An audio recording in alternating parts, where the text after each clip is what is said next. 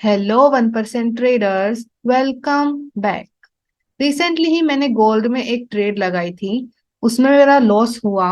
तो वो ट्रेड मैंने कैसे लगाई, उस ट्रेड में मैंने किस तरीके से रिस्क मैनेज किया, मेरा लॉस कैसे हुआ और उस लॉस से मुझे क्या क्या सीखने को मिला है, आज इस वीडियो में मैं ये सारी चीजें शेयर करूंगी।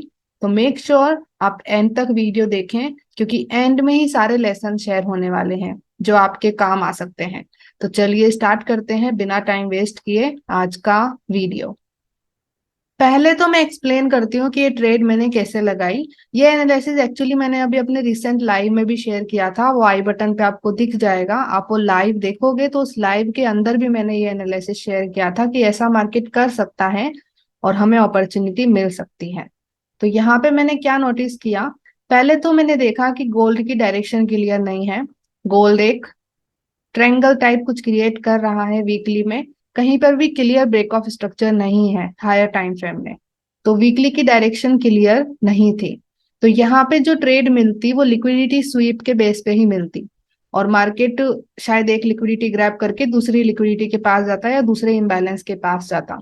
तो यहाँ पे मैंने शेयर किया था कि यहाँ पे ये करंट लो स्वीप हो रहा है। ओके, मैं ये पूरा एक बार उठाती हूँ स्ट्रक्चर ही, ताकि आपको अच्छे से समझ आए। Let me remove all this. तो यहाँ पे वीकली में ये लो स्वीप हुआ।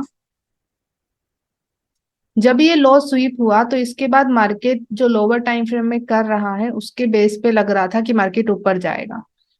तो ये स्वीप हुआ है तो मतलब मार्केट ऊपर जा सकता है। ऐसा नहीं बोल सकते कि मार्केट पूरा ऊपर जा सकता है। पूरा ऊपर जाएगा उसके लिए तो हमें ब्रेक ऑफ स्ट्रक्चर मिलने की जरूरत है, राइट। कह सकते हैं कि ये स्वीप के बाद मार्केट थोड़ा सा ऊपर जा सकता है। अभी वीकली टाइम फ्रेम है तो यहाँ पे एक कैंडल भी बन गई तो उसमें भी ऑलमोस्ट हमारे अच्छे खासे पिप्स बन सकते हैं, और ये गोल्ड है तो उसमें ज्यादा अच्छा प्रॉफिट हो सकता है, राइट। तो ये वीकली का स्वीप हुआ। इसके बेस पे मैंने शेयर किया था कि यहाँ पे डेली में भी लिक्विडिटी ग्रैब हो रही है। यहाँ पे मार्केट ने क्या किया है, ये जो ट्रेंड लाइन पैटर्न बन रही है डेली की, इसको मैनिपुलेट किया है। और यहाँ पे ये एक अनमिटिगेटेड शेडो थी जहां पे मार्केट ने रीटेस्ट किया है। तो डेली के हिसाब से भी लग रहा था कि शायद मार्केट ऊपर जा सकता है। ओके, फिर हमने आवरली टाइम फ्रेम का स्ट्रक्चर देखा। तो यहाँ पे मैंने 1 आवर की कंफर्मेशन देखी थी। 1 आवर टाइम फ्रेम में यहाँ पे हमें सी एच ओ सी एच मिल रहा है। एज यू कैन सी, यहाँ पे ऊपर की तरफ मार्केट ये एक चेंज ऑफ कैरेक्टर दे रहा था उस टाइम पे। तो यहाँ पे मैंने एरिया बनाया था। हमारा एरिया कौन सा बनेगा, लेट मी जूम है यार फर्स्ट। अभी यहाँ पे ऑर्डर ब्लॉक क्लियर नहीं है, राइट। तो हम इस इम्बैलेंस से लो तक मार्क कर सकते हैं, या फिर हम हमारा डिस्काउंट प्रीमियम जोन भी मार्क कर सकते हैं, राइट। तो यहाँ पे ये हमारा जोन बन जाएगा कि इस जोन के अंदर हमें ट्रेड अपॉर्चुनिटी मिल सकती है अगर मार्केट ने रीटेस्ट किया तो। ओके, तो ये एनालिसिस मैंने शेयर किया था लाइव के अंदर। अभी मैंने एक और चीज शेयर करी थी, अगर आपको याद है तो। मैंने कहा था कि मार्केट बहुत फास्ट है, शायद ही मार्केट नीचे रीटेस्ट करने आए। कभी कभी जब मार्केट बहुत तेजी से जाता है ना तो वो क्या करता है, वो सिर्फ लिक्विडिटी ग्रैब करके कंटिन्यू करता है। तो मैंने ये चीज बोली थी आपसे कि अगर 4 आवर में या डेली में अगर आपको लो का स्वीप देखने को मिलता है तो वहीं से ही मार्केट कंटिन्यू कर सकता है, ये याद रखना। और यहाँ पे वैसा ही हुआ। यहाँ पे मार्केट ने क्या किया, यहाँ पे ये 4 आवर में ये कैंडल का लो स्वीप किया मार्केट ने। ओके, देखिए यहाँ पे, लेट मी मार्केट फर्स्ट। तो यहाँ पे ये कैंडलस्टिक का लो का स्वीप मिला है, लिक्विडिटी स्वीप। ओके, तो मैंने जैसे बोला था वैसा किया, मार्केट ने स्वीप किया तो उसके बेस पे यहाँ पे कंफर्मेशन भी मिली लोअर टाइम फ्रेम में। अगर हम 1 आवर में देखें एक बार, तो 1 आवर में ये लिक्विडिटी स्वीप करके, ये दोनों लिक्विडिटी स्वीप करके मार्केट क्या किया है, ऊपर की तरफ मूव दिया है। ओके, अभी यहाँ पे ये एक बहुत स्ट्रांग मूव था, इम्बैलेंस भी बन रहे थे। साथ में देखो ये जो कैंडल बनी है, ये बहुत अच्छा स्वीप हुआ है, उसके बाद मार्केट ऊपर गया है। तो अभी आवरली टाइम फ्रेम में स्वीप देख रहे हैं हम, तो 15 मिनट में कंफर्मेशन देख सकते हैं। तो मेरा एक्चुअल कंफर्मेशन 15 मिनट का C H O C S था। ओके, यहाँ पे मैं मार्क करके बताती हूँ। तो यहाँ पे 15 मिनट में मुझे एक चेंज ऑफ कैरेक्टर दिखा, एक छोटा सा माइनर CHOCH, दिस वन। इसके बेस पे मैंने अपॉर्चुनिटी देखने का सोचा कि यहाँ पे आवरली टाइम फ्रेम में स्वीप हो रहा है, 15 मिनट में CHOCH मिल रहा है, तो मतलब मार्केट शायद यहीं से ही कंटिन्यू कर सकता है। जब मार्केट बहुत तेज मूव करता है ना, बहुत फास्ट होता है, एक फ्लो के अंदर होता है, वहां पे दिख रहा है कि मार्केट शायद ही इतना रिटेस्ट करेगा, क्योंकि वहां पे बड़े बड़े इम्बैलेंसेस बन रहे हैं। उस समय पे यही चीज होती है ज्यादातर। हायर टाइम फ्रेम में लिक्विडिटी स्वीप मिल देखने को मिलता है और मार्केट वहीं से कंटिन्यू करता है। कभी कभी ऐसा नहीं होता, कभी कभी मार्केट पूरा रिटेस्ट करेगा। तो ऐसा नहीं है कि ये हमेशा काम करता है। ओके, तो यहाँ पे स्वीप मिला, 15 मिनट में चेंज ऑफ कैरेक्टर मिला, उसके बेस पे मैंने अपॉर्चुनिटी देखी। अभी 15 मिनट में ऑर्डर ब्लॉक क्लियर नहीं है, एज यू कैन सी यहाँ पे कोई क्लियर ऑर्डर ब्लॉक नहीं बन रहा, बट 1 आवर में क्लियर ऑर्डर ब्लॉक है। दिखाती हूँ मैं। अभी हम 1 आवर में हैं, तो 1 आवर में देखो ये CHOCH वही 15 मिनट का CHOCH है। उसके बाद मार्केट ने CHOCH दिया, तो 1 आवर में यहाँ पे देखो ये क्लियर एरिया बन रहा था। एक बार मैं ये CHOCH हटाऊं, तो यहाँ पे देखो इसके पास इम्बैलेंस भी है और इसने लिक्विडिटी ग्रैब किया है एक्चुअल में। तो मैंने इसी ऑर्डर ब्लॉक पे ट्रेड प्लेस करी थी। मेरी ट्रेड थी इसके हाई पर, और स्टॉप लॉस मैंने इसके लो के नीचे रखा था, जो कि शायद 3344.08 पर था। ये मेरा स्टॉप लॉस था। ओके, और टारगेट मैंने कैसे सेट किया, मैंने एक चीज आपको बताई थी कि हायर टाइम फ्रेम में डेली में हम चले एक बार वापस से। तो अभी हम डेली में है, तो मैंने आपको ये चीज बोली थी कि यहाँ पे मार्केट ये स्वीप करके, जैसे मार्केट ये वीकली का स्वीप कर रहा है, इस एरिया पे है, तो मार्केट कहाँ तक जा सकता है, इस इम्बैलेंस पे या फिर इस लिक्विडिटी पे। उससे ऊपर जाएगा वो हम नहीं कह सकते, बट यहाँ पे मार्केट इस इम्बैलेंस को टारगेट कर सकता है अभी के लिए। ओके, तो ये चीज मैंने आपको लाइव में भी शेयर करी थी। तो यहाँ पे मैंने इस इम्बैलेंस को ही टारगेट किया, बिकॉज मार्केट और ऊपर जाएगा वो क्लियर नहीं है, क्योंकि डायरेक्शन क्लियर नहीं है मार्केट की कि मार्केट ऊपर ब्रेक कर रहा है या नहीं कर रहा। अभी आप डेली और वीकली में देखोगे तो मार्केट चॉपी कर रहा है। ओके, सो यहाँ पे हम ऐसे टारगेट सेट नहीं कर सकते बिना कुछ सोचे समझे। जब भी मार्केट इस तरीके से कर रहा हो, रेंजिंग या चॉपी कर रहा हो, तो वहां पे मार्केट किसी ना किसी पास के इम्बैलेंस तक ही जा सकता है, वहां से वापस नीचे आ सकता है। ओके, तो ये मैंने ये लास्ट जो इम्बैलेंस था इसको टारगेट बनाया था। Let's go back in minute time frame. अभी हम हैं मिनट टाइम फ्रेम के अंदर। तो मेरा टारगेट जो था वो ये था। ओके, दिस इम्बैलेंस नियरली 1:3 के आसपास ये मेरी ट्रेड थी। इसका जो स्क्रीनशॉट मैंने लिया था वो मैं आपको शो करती हूँ।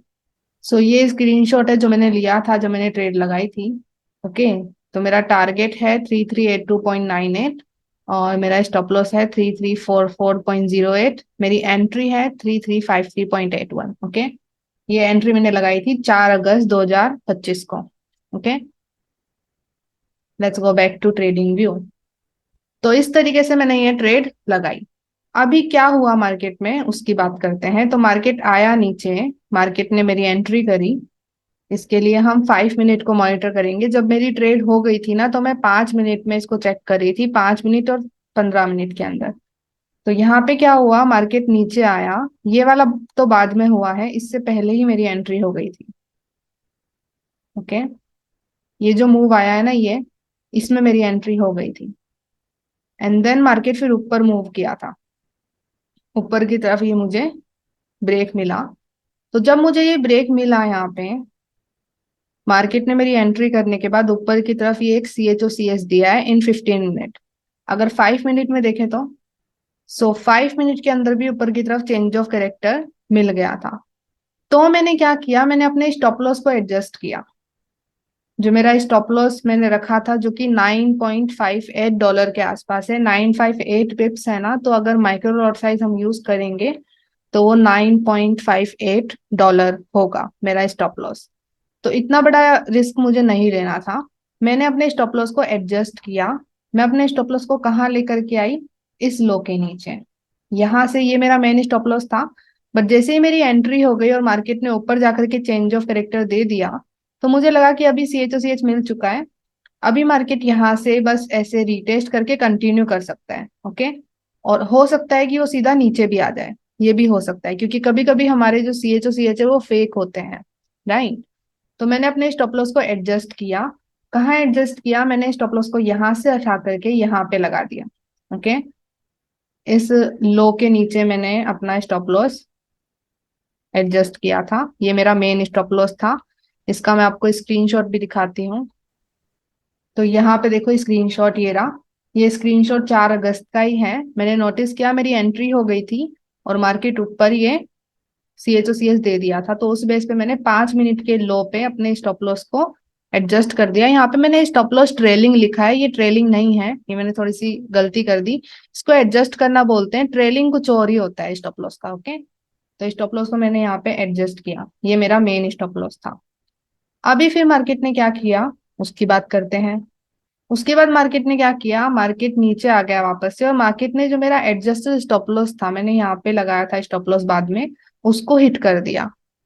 ओके, उसको स्वीप कर दिया। एंड देन फिर मार्केट ऊपर जाकर के मेरा TP हिट किया है। उसके बाद जाकर के टारगेट हिट कर रहा है। तो यहाँ पे ये चीज मेरे साथ हुई, ये पूरा एनालिसिस मैंने आपसे शेयर किया। ओके, इसका भी स्क्रीनशॉट मैंने लिया है। Let me show you guys this one. ये स्क्रीनशॉट मैंने 5 अगस्त को लिया है। तो यहाँ पे मेरा जो एडजस्टेड स्टॉप लॉस था, जो मैंने स्टॉप लॉस एडजस्ट किया था, उसको हिट करके मार्केट चले गया। ओके, तो अभी यहाँ से मुझे क्या क्या सीखने को मिलता है उसकी बात करते हैं। तो पहले तो मैं अपने स्ट्रेटेजी की बात करती हूँ कि जो मैंने ये स्टॉप लॉस को एडजस्ट किया वो क्यों किया। पहली बात, यहाँ पे मेरा $10 के आसपास स्टॉप लॉस आ रहा है। इतना स्टॉप लॉस मैं हिट नहीं होने दूंगी। अगर मार्केट मेरे अगेंस्ट चले गया तो मेरे कैपिटल से $10 निकल जाएंगे। ओके, इतना बड़ा रिस्क मुझे नहीं लेना है। तो मैंने पहले ही ये सोच लिया था कि अगर मैं $10 का लगा रही हूँ ना यहाँ पे स्टॉप लॉस, तो एंट्री होने के बाद मैं अपने स्टॉप लॉस को एडजस्ट कर दूंगी। ऐसा मैंने पहले ही सोच लिया था। तो यहाँ पे जैसे ही मेरी एंट्री हुई, ऊपर CHOCH दिखा, तो मैंने अपने स्टॉप लॉस को इस लो पे एडजस्ट किया। अभी यहाँ पे मैंने एक गलती करी। मेरी जो ट्रेड थी ना वो 15 मिनट और 1 आवर के हिसाब से थी, 5 मिनट के हिसाब से नहीं थी। 15 मिनट में CHOCH मिला था, 1 आवर के ऑर्डर ब्लॉक पे मेरी ट्रेड थी। राइट, अभी भी मैंने आपको एक्सप्लेन किया है। तो मैंने जो स्टॉप लॉस एडजस्ट किया वो भी उसी के हिसाब से होना चाहिए था। अगर हम इसको एक बार 1 आवर में देखें, तो लेट्स गो इन 1 आवर। सो अभी हम 1 आवर में हैं। तो मेरी ट्रेड कहाँ पे थी? 1 आवर के ऑर्डर ब्लॉक पे थी, एट दिस वन। यहाँ पे मार्केट ने मेरी एंट्री करी। ये जो कैंडल दिख रही है ना आपको बुलिश वाली, ये मेरी एंट्री हुई थी। बाद में मार्केट ने ये बेरिश कैंडल देकर के मेरा जो एडजस्टेड स्टॉप लॉस था उसको हिट किया। तो यहाँ पे मुझे कहाँ पे स्टॉप लॉस एडजस्ट करना चाहिए था? तो मेरी ट्रेड एक्चुअली 1 आवर के ऑर्डर ब्लॉक पे थी। मार्केट ने एंट्री करी और ऊपर की तरफ 15 मिनट में एक CHOCH दिया। तो मेरा एडजस्ट स्टॉप लॉस 1 आवर के हिसाब से या 15 मिनट के हिसाब से होना चाहिए था।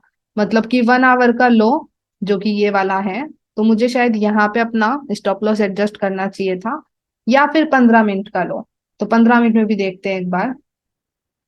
अभी यहाँ पे 15 मिनट का कोई लो ही नहीं है, तो वहां पे सिंपल हमारा कोई लो नहीं बन रहा, तो उसके हिसाब से भी हम चीजें नहीं कर सकते। उस टाइम पे मुझे अपना रिस्क मैनेज करना था, तो मैं उसी चीज को लेकर के चल रही थी।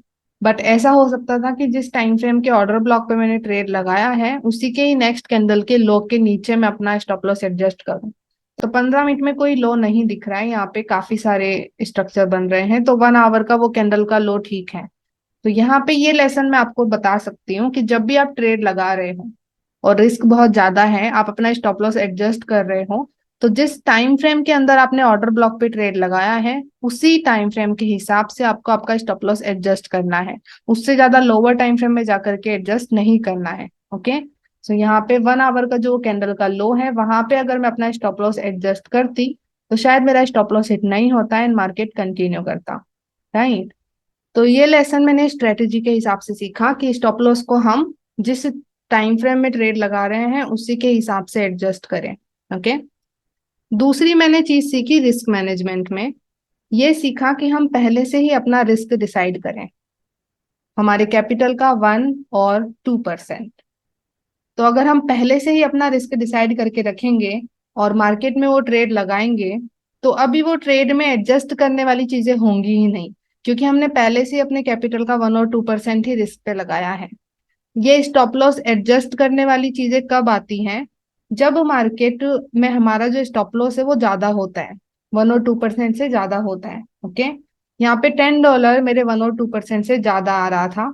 तो इसलिए मैं इतना बड़ा रिस्क नहीं लगा सकती थी, इसलिए मुझे इसको एडजस्ट करना पड़ा।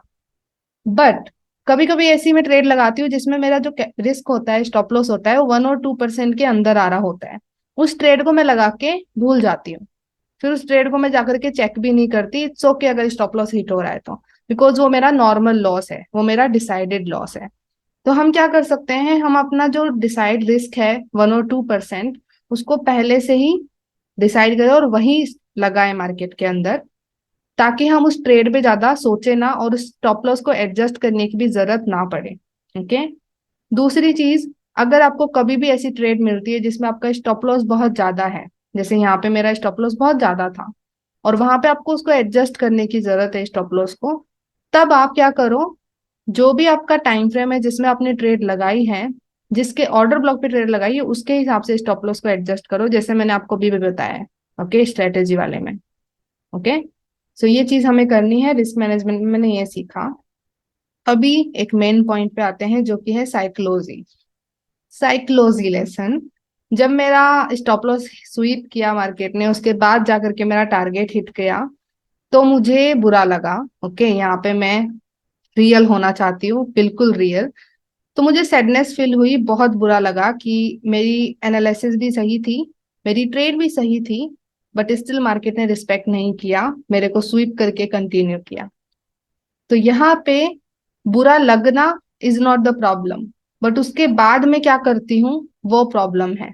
जब भी मैं बोलती हूँ ना आपको ट्रेडिंग में अपने इमोशंस को कंट्रोल करना आना चाहिए, इसका मतलब ये नहीं होता कि आपके अंदर इमोशंस आएंगे ही नहीं।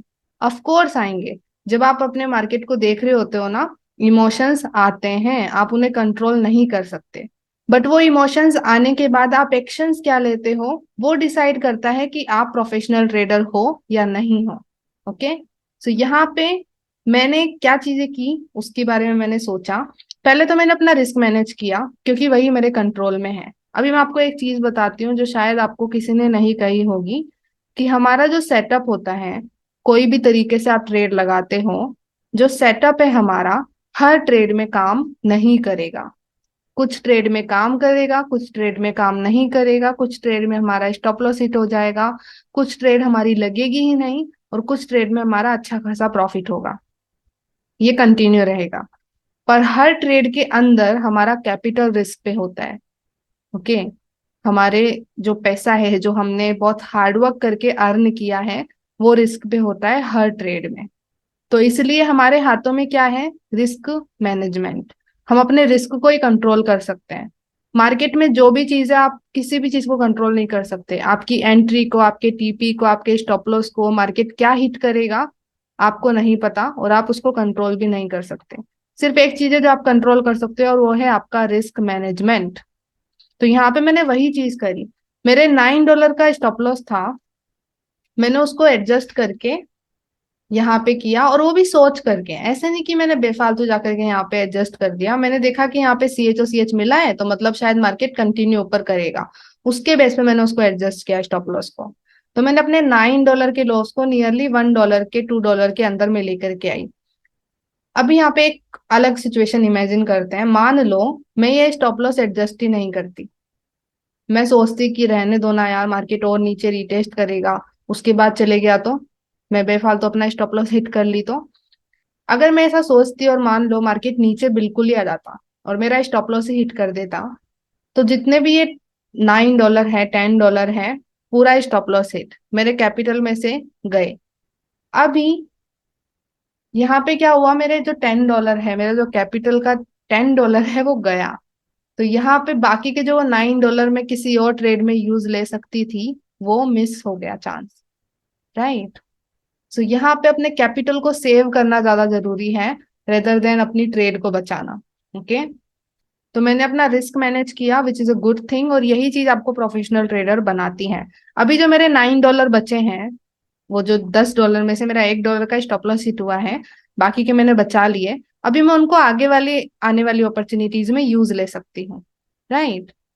कुछ लोगों का तो ऐसा भी होता है, कुछ लोग बहुत ऐसी गलतियां करते हैं कि वो एक ही ट्रेड में अपना पूरा कैपिटल लगा देते हैं।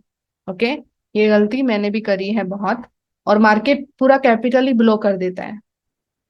तो यहाँ पे आपको कैपिटल बचाने की जरूरत है सबसे ज्यादा। अभी आगे मेरे को कोई और अपॉर्चुनिटीज भी मिलेगी जिसमें मैं अपने बाकी के डॉलर्स यूज कर सकती हूँ। ओके। तो साइकोलॉजी के बेस पे सैडनेस हुई थी मेरे को। इवन एक दो दिन तक मैं यही सोच रही थी कि यार शायद मैं वो एडजस्ट नहीं करती मेरा स्टॉप लॉस, तो मेरा टारगेट हिट होता। पर यहाँ पे इमोशंस आना नॉर्मल होता है, बट उसके आगे मैंने ऐसा कोई एक्शन नहीं लिया जिससे मेरा और लॉस हो। जैसे मेरा ये लॉस हुआ उसके बाद बस मेरे माइंड में थॉट्स आ रहे थे, इमोशंस आ रहे थे, और मैं बस बैठ करके उनको सुन रही थी। मैंने उस पर कोई एक्शन नहीं लिया कि जाकर के मार्केट में और ट्रेड देखूं, जाकर के मैं कैसे ना कैसे अपना पैसे वापस लूं, रेवेंज ट्रेडिंग करूं, ओवर ट्रेडिंग करूं गुस्से में आकर के। ऐसा मैंने नहीं किया। तो आपके वो इमोशंस आएंगे, उसके बाद आप क्या करते हो वो मैटर करता है, वो डिपेंड करता है। इसके साथ मेरी एक और ट्रेड थी इन यूएसडी जेपीवाई आई थिंक, और वो ट्रेड में मेरा स्टॉप लॉस हिट होने वाला था। ओके। इस ट्रेड का स्टॉप लॉस हिट होने के बाद ही मैं उसको देख रही थी। उस टाइम पे ना दिमाग बहुत खराब रहता है, पता है। हम मार्केट दिखा रहा होता है ना, उस चीज को देखना नहीं चाहते कि यार इसमें भी स्टॉप लॉस हिट होने वाला है, मैं बंद करता हूँ ट्रेडिंग और चाहता हूँ। ओके। तो हम उस ट्रेड को ऐसे ही छोड़ देते हैं। यहाँ पे मैंने क्या किया, मैंने उस ट्रेड को भी क्लोज किया, कॉन्शियस डिसीजन लिया, सही डिसीजन लिया। जब आप ट्रेडिंग करोगे ना तो आपके माइंड में भी ऐसे इमोशंस आएंगे। उसके बाद आप क्या एक्शन लेते हो उस पर डिपेंड करता है कि आप अच्छे ट्रेडर बनोगे या नहीं बनोगे। सो आई होप आपको समझ में आया हो। तो ये थी मेरी ट्रेड, इस तरीके से मेरा एसेट हिट हुआ और इस तरीके से मैंने लेसन सीखा based on strategy, risk management and psychology.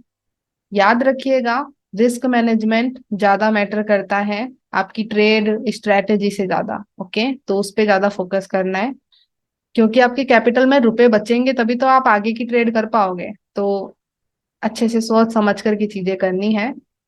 अगर आपको ये वीडियो वैल्यूएबल लग रहा है, अगर आप चाहते हो इस सीरीज के वीडियोस में कंटिन्यू करूं, तो कमेंट सेक्शन में यस यस यस भेज देना। अभी हम मिलेंगे नेक्स्ट वीडियो में, तब तक के लिए bye bye and have a blessed day guys, and let's become 1% together.